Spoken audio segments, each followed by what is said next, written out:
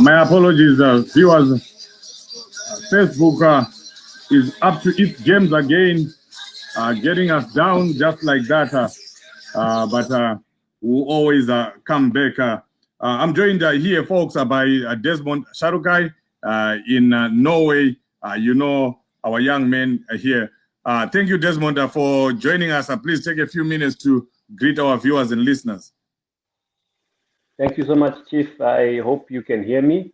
It's a pleasure. Yes, I can hear you loud. It's a pleasure once again to be on the platform and to be sharing important exchanges of information and debating these current affairs with you, particularly what is transpiring as we speak in the Republic of Uganda. These are important issues to us as young people and to us as Africans in general. So it's an honor and a pleasure to be here. And good evening, good morning, and good afternoon to our viewers and our listeners. Yes, Desmond, I mean, it's a very sad situation that is happening in Uganda. We saw the persecution of Ugandans leading towards the elections.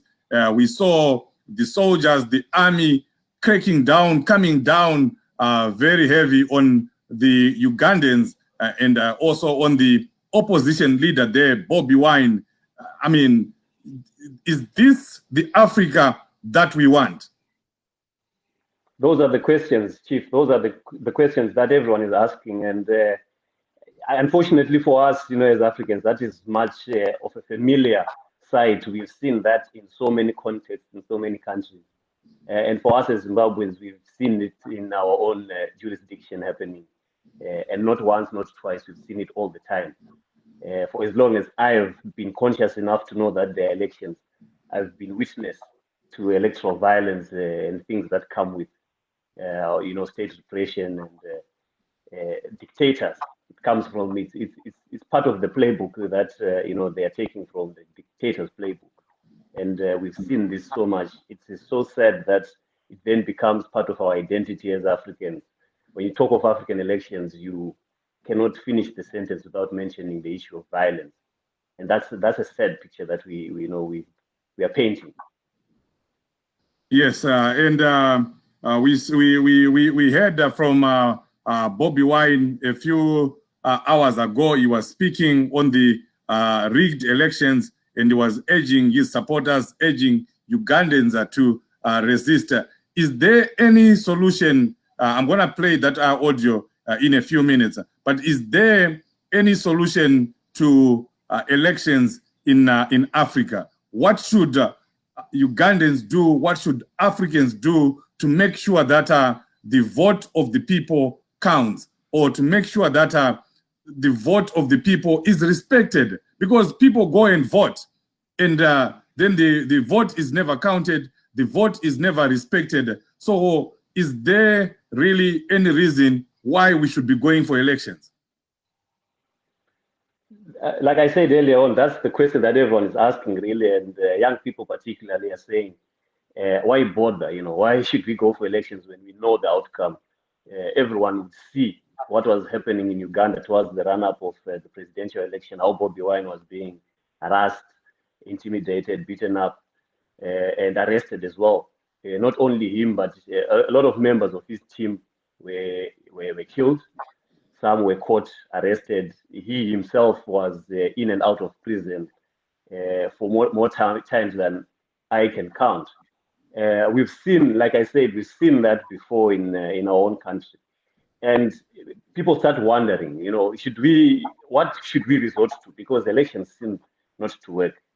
Why do we blindly walk into elections when we know exactly what will happen? We know that there will be violence. We know that the military will be called in to intervene. We know that security services will be on high alert. And at the end of the day, really, what can be done is the question. And firstly, for me, I mean, there are a lot of things that I know we'll get into them as we go on, but for me, it's firstly never turning back and giving up, particularly on elections, because that is a democratic tenet. All of these countries go through elections every 4 years, every 5 years, depending on which country we are talking about. And elections will come. That's a constitutional provision in every country. They will come, they will go. And it is our duty to take part regardless, and nonetheless, we should take part. And I'm actually inspired by the voter turnout in Uganda. And I'm actually inspired by the resilience and the resistance that Bobi Wine has shown, as well as other opposition. It's not easy to be an opposition political player in countries like Uganda, but they've actually managed to stand resolute up until election day. And I guess that's the first port of call for us as Africans, to remain resilient and to keep the eye on the ball, because for us, we talk of when you talk of elections, elections define two things. It can either mean the retention of a particular regime or the change of a regime. If people are happy, they should express it through the ballot. If people are not happy, they should express it through the ballot. And that's the language of Democrats. That's the language of people who believe in peace and harmony, who believe in one society, who believe in one Africa. So, of course, the other resort would be that of violence, which is what we are seeing dictators churning out. And we, Chief, the language that we speak has always been consistent with our actions. We will never call for violence. And the only way really for us to express ourselves in terms of democracy and rule of law and the way that we view human rights is through elections. So we have to stand resolute and never lose hope, particularly the people of Uganda who are actually witnessing bloodshed right now as they go through elections. They should never, be deterred by what they're seeing today. What happens today or what happened in the run-up to this election is not necessarily what's going to happen in the future. So we should look forward, to a brighter day. It might be difficult for people to listen to this and say, but people voted, and we've seen people being beaten up. We've seen opposition not being tolerated in these countries. So why do we keep saying people should keep their eye on the ball and continue appearing each time there's elections and voting? But I know it's a fundamental right. Constitutionally is provided for, and it's up to you and me really to exercise that constitutional right. And I encourage that we do. I know that's your area of expertise, so you'll be able to advise us better. And we are going to talk about the lessons learned from the Ugandan election later on. But let's listen to this audio by Bobi Wine. He has remained resolute and resilient, and he's encouraging his people to fight on. Let's listen to this audio. I hope everyone will hear. But just the beginning of a large and lengthy struggle for the voice of the people to reign supreme. I know that General Museveni, using the military, cutting off the internet and cutting off all communication, is trying to keep Uganda in the dark and to keep the eyes of the world again, to make sure they oppress and suppress the voice of the people of Uganda. So I call upon the people of Uganda not to accept Museveni's illegality, to stand firm. We are at all non-violent, all legal and all constitutional options on the table, and that includes peaceful, non-violent and legal protests. If I could speak to Ugandans, I would tell them, and I know soon I will be able to speak to them, I will tell them to reject the fraudulent results that the Electoral Commission is announcing with the contempt they deserve. I would tell them to stand firm, not to lose heart, to stand firm and claim that their voice reigns supreme. I would tell the Ugandans to be strong and know that this is not the end, but just the beginning. I mean, you gotta admire the young men. You gotta admire what Bobi Wine is bringing to African opposition politics. His courage, his bravery. He is still in Uganda, despite the onslaught on his family, on his property, on himself.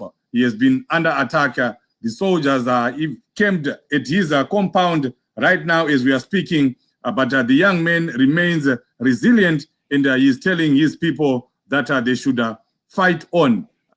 What do you think Bobi Wine can do? What other avenues of peaceful protest or peaceful contestation to this election can he do? Well, I think we might see, of course, in similar fashion to the Zimbabwean situation that we had in 2018, Bobi Wine himself approaching the Constitutional Court and filing an application rejecting the election result as a candidate, probably citing reasons to do with the uneven electoral field, as well as the issue of voter manipulation, as well as the issue of vote tampering. So as he is saying, he's calling for non-violent resistance to the election result, which is quite important at this stage. You cannot only just talk about resisting, but you should mention clearly, because as a leader, people follow literally word for word at times, the instructions that you give out or the position that you put forward. And it is quite impressive that he puts that in bold, and he says, no, let's do this non-violently. Let us stand firm, do not lose heart. But he also spoke about it being done non-violently. So really, I applaud him for that. And so I think he's going to make a court application and try and challenge the outcome of this election.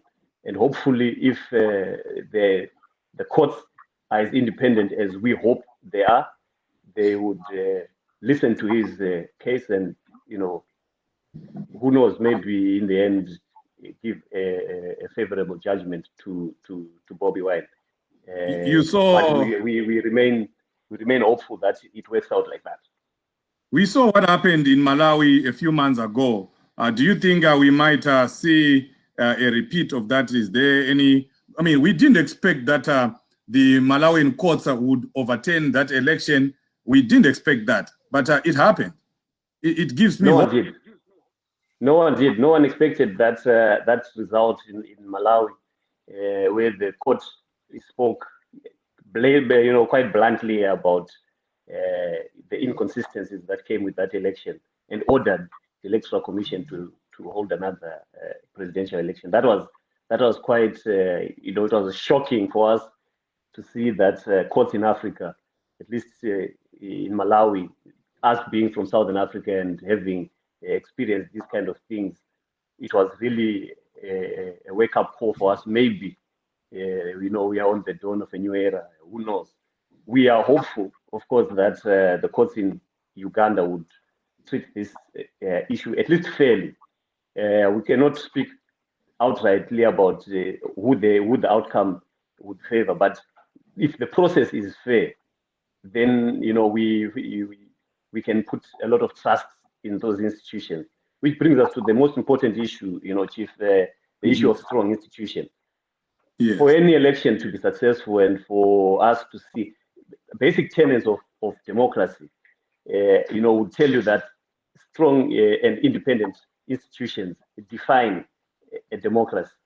So in this case, we can see how some institutions were captured by one political party, or rather by the state, and were used for political gain during elections. In Zimbabwe itself, it's actually illegal. It's a crime, for state resources to be used, particularly around elections, be it for campaigning or for whatever, for coercing votes or for intimidating or whatever use. If it's around elections, it is illegal.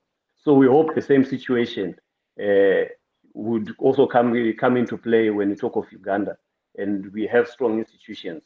And right now we speak particularly on behalf of the courts.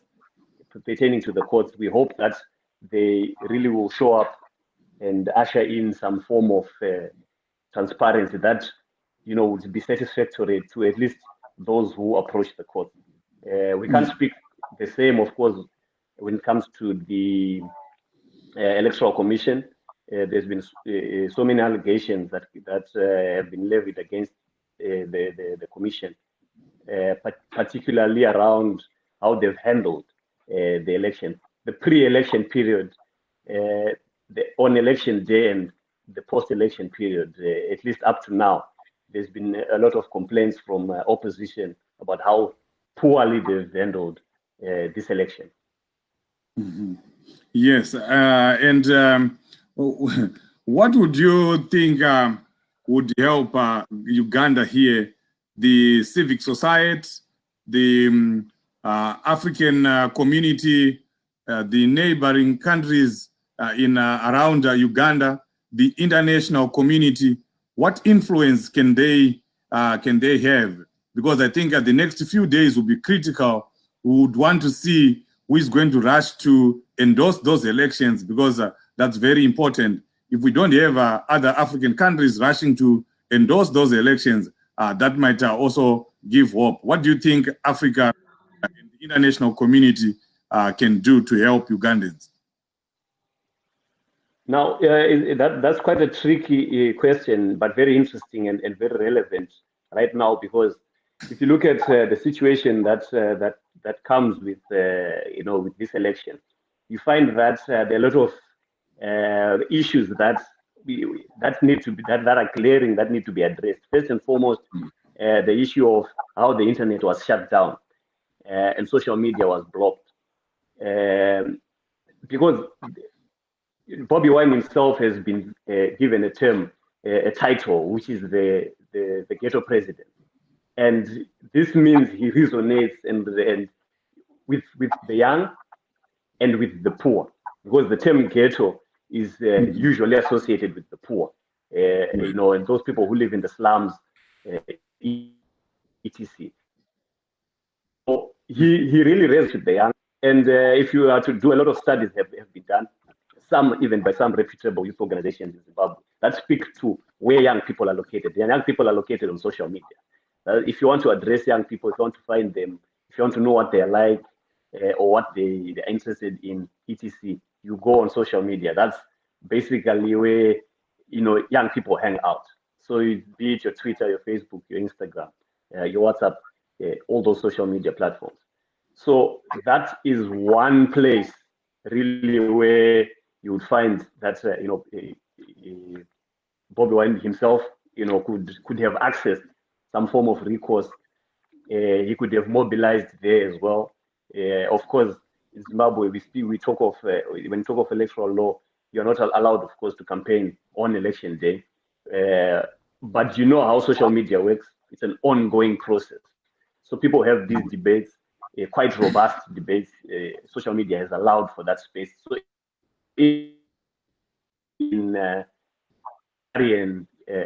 jurisdiction where the right of freedom to freedom of speech and freedom of expression are thwarted, you still find that people can still engage on social media. But in this case, social media itself was muzzled. Then there's the issue of observers. We saw the statement that came out from the American Observer Mission, who had a lot of hiccups with the Electoral Commission and could not get enough of a team assembled to observe the election, and ended up not observing the election. We saw the same happening with the EU delegation. The EU actually then had what they call an informal observation, where they just drove around the country. And they might write a report, but they're not compelled to, because they were not an official observer mission. So those kind of things are the kind of things that we always then rely on. You know, social media tallies, observers and their comments on, you know, the process. But we don't have that right now. Of course, we will get some interventions as we go forward from other observer missions that were in the country. But we've seen no statement on the pre-election environment from the African Union itself. We've seen no proclamation from some of the regional blocs be it SADC, be it COMESA, be it ECOWAS, be it the smaller regional blocks. They haven't said anything in terms of the elections, the brutality. It was so open. It wasn't being done under the cover of darkness. It was being done in broad daylight. But we haven't seen anyone condemning those things. So it's highly likely to be one of those situations that we used to encounter in Zimbabwe, where Robert Mugabe would rig an election blatantly, and we would know that he rigged. It's always difficult, and this is one thing dictators are good at. It's always difficult to prove that this election was rigged, but you can tell, you can see an election being rigged. So he then, because of the lack of those things, he's then called the president. Then he's accepted. I remember one election, I think it was 2013, when Mugabe won, and soon after the election, and people were left with their mouths open and saying, but this guy did not win. How is he, calling himself the president? And he attended African Union Summit in Egypt, and he was welcomed, and he was a delegate. So you find that it becomes difficult for us to then trust some of these institutions, some of these countries from the region, because it's clear that these guys, they stand for each other, and power is what matters to them, not necessarily the interests or the will of the people. Yeah. So as we get closer to finishing here, we have drawn parities between Uganda and Zimbabwe. Do you think we can see a situation here? I mean, looking at the human rights abuses, the blatant human rights abuses, we saw people being shot at, we saw people being killed, we saw Bobi Wine and his officials and his supporters being harassed, willy-nilly. And those are massive, massive human rights abuses. And it's not permissible, in this day and age, that people can be treated in that manner. Are we going to see, do you expect a situation where Uganda can be under sanctions just like Zimbabwe is? Yeah, that was quite a topical issue on social media, and a lot of people were asking that question to say, are we going to see, Uganda taking the same route? Will they be sanctioned? And I mean, I don't know. I feel that the United Nations itself should step up, should step in and condemn the acts of the government of Uganda, the commission that ran the election, and Museveni himself, who is the captain of the ship. They should be called out, because that is why well, at least that's what we believe. That is why those institutions are there in the first place. So who knows really? How we don't know how international politics works in that regard, because we don't also know in whose favor it is for Museveni to be in power. So at times, because other people have interest, you find that they will not necessarily punish or put in place some punitive measures as a response to how they treated this election, and how it's grossly not free and not fair. But I mean, it's also really something that we can only debate amongst ourselves, and we can never be sure how how that will work out. I thank you for that. And now, as we round up, now we are rounding up, but we can't round up before we talk about the massive, as well, very massive human rights abuses that are being perpetrated by Mnangagwa to civic society leaders, but in particular, opposition political leaders in Zimbabwe. Fadzai Mahere is still in jail today as we are speaking. Job Scala and others, I think Wopo Chingono is out on bail. I mean, all those abuses, we are maybe 1.5 years away from elections. What do you think should be the response of Zimbabweans? Should we be watching, reading, talking about it, and then we go on with our lives as if everything is normal? People are dying in Zimbabwe because of COVID, because funds were looted by the same government. What should Zimbabweans do, in your opinion? Well, yeah, that's a very important question that you raised, Chief. And for me, really, I would be honest with you and say that I don't see anything changing.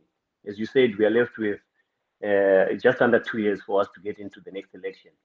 And I don't see anything. In fact, what I would predict is an escalation of the treatment that we have been witnessing of opposition leaders, the opposition activists, and human rights defenders. A lot of what we are seeing, I mentioned this earlier on, is what they are taking from the dictator's handbook or the dictator's playbook. And this really is a manifestation of their obsession with power. So at the end of the day, we might have this debate, and Chief, that it's not the first time that we've seen the persecution of opposition as well as those who stand for what is right or those who speak truth to power.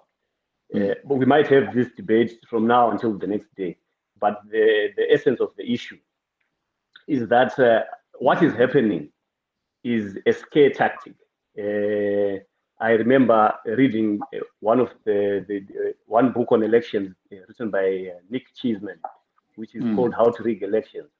And he speaks about the divide and rule tactic, how violence is used as a tool in elections. It's an actual tool that is used in elections. And the sole purpose of violence is to deal with two things, the immediate and the future. So the immediate is the infliction of pain to those who are being beaten up, of course, as a sign that what they are doing should not be done. But also, when you talk of the future, we talk of intimidation.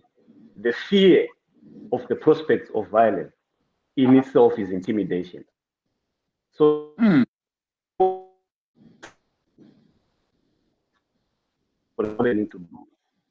by 4 years. So they will be in fear, in constant fear, and will say to themselves, it's not fashionable to stand up to Museveni. It's the same thing. In Zimbabwe, if you stand up, if you speak out, you are then given an example of what is happening right now to Opo Chingono, to Fadzai Mahere, to Alan Moyo, to Job Sikala, to all those activists, be it those from opposition or be it those from civil society. We saw what they did right now with the mayor of Harare, Councillor Jacob Mafume. He's been behind bars for a very long time. You managed to get bail yesterday, I think. Oh, yeah. And these are clear signs of what they are promising. It's a scare tactic. They're intimidating. But the intimidation has always been part and parcel of their playbook. We know that that's how they communicate. And we'll see. We are likely to see, really an escalation of the same towards the harmonized election of 2023, which is quite sad. I hope it's not a prediction that I was hoping to make, but we all know how these guys play their game, and it's unfortunate, and we hope that it doesn't happen. But we can't rule it out. Yeah. Let's read the comments from people here as we finish. Hans says, a man who claims to have won elections clearly is still arresting opponents and killing people. That's very true. Glory Hunter, history repeats itself. Another Idi Amin did the same, happened during Idi Amin treacherous rule. Kumbirai is saying Uganda and Zimbabwe share the same story when it comes to elections. Job Urira Museveni poorly rigged election like this other SADC country. We know which that SADC country is. And now as we round up, folks, I think you are seeing here from what Desmond here was saying, and from what we are seeing in Uganda, you can now wonder, you don't have to wonder why we end up with sanctions in these dictatorship countries, because if people are being killed the manner that they're being killed in Uganda, people being harassed like what's going on in Uganda, the opposition leader Bobi Wine being harassed like that, and we see the same thing happening in Zimbabwe. Wopo Chingono, Job Scala, and many others are being persecuted in broad daylight, and the world sees The world is seeing what is happening. And then at the end of the day, when there are sanctions, people start crying. This is the basis of all sanctions. This is the reason why other countries, we end up saying, you know what, we can't watch you killing your own people. We can't watch you persecuting your own kith and kin. It's not right. It's a human right abuse. And those lives that you are persecuting, their lives matter. And when sanctions are put, when sanctions are made against Zimbabwe, and then we have ZANU-PF with other people crying foul, why is that happening? You're seeing a neighbor raping his wife. You're seeing a neighbor killing his own children. Are you supposed to just watch and move on as if those lives don't matter? We can't have a world like that. Other countries, we have to come in and try and help the persecuted. And that's exactly why we end up with sanctions. And that's the reason why we always have sanctions in Zimbabwe, as long as people are being persecuted, as long as we have those massive human rights abuses. And I pray to God that the same sanctions are also put against Uganda. And surely we should be seeing sanctions being put against Uganda from what has been happening. But of course, we await to see what Bobi Wine is going to do. He has so many routes to take, like Desmond was saying. He can go to court. He can use people, peaceful protest, like he has said. Let's see how it turns out. We'll keep watching. Desmond, if you have a few words, we can just round up. Thank you, Chief. Not much to say. It was a pleasure to be on the program again, and discussing elections, a matter that is very close to my heart, particularly when you speak of elections in Africa. And it was also quite inspirational to see Bobi Wine put up such an inspiring fight, and he's reignited hope in the youth of Uganda. He's reignited hope in the youth of Africa, and people have really kind of had that reawakening of saying, no, but it's time. We should call a spade a spade. We should take up, our own space in society. So it's really important that we had this discussion and managed to take a look, a bit of a deep dive into the events around the Uganda elections, and hopefully, things will improve on our continent. We pray for the best. And one day, I know, Chief, it might take a year, it might take 2, it might take 10, but one day, we will not have dictators in Africa. And I am a fervent believer in that piece of a beautiful dream. I hope it happens sooner, of course, rather than later. And thank you so much. I share that dream with you.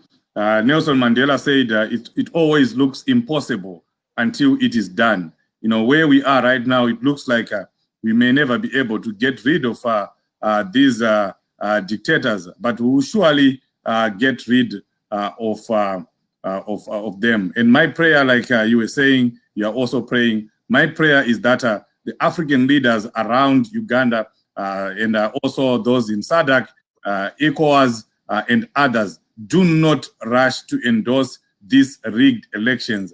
The international community is watching. We are watching. Thank you so much, Desmond. I appreciate your time.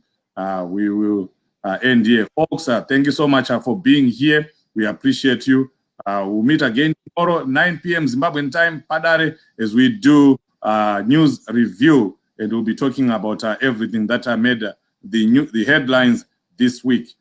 Thank you, and good night, or good day, or good morning, or good evening. Desmond, thank you so much. Pleasure. Barbara, no chicha maita ichocho.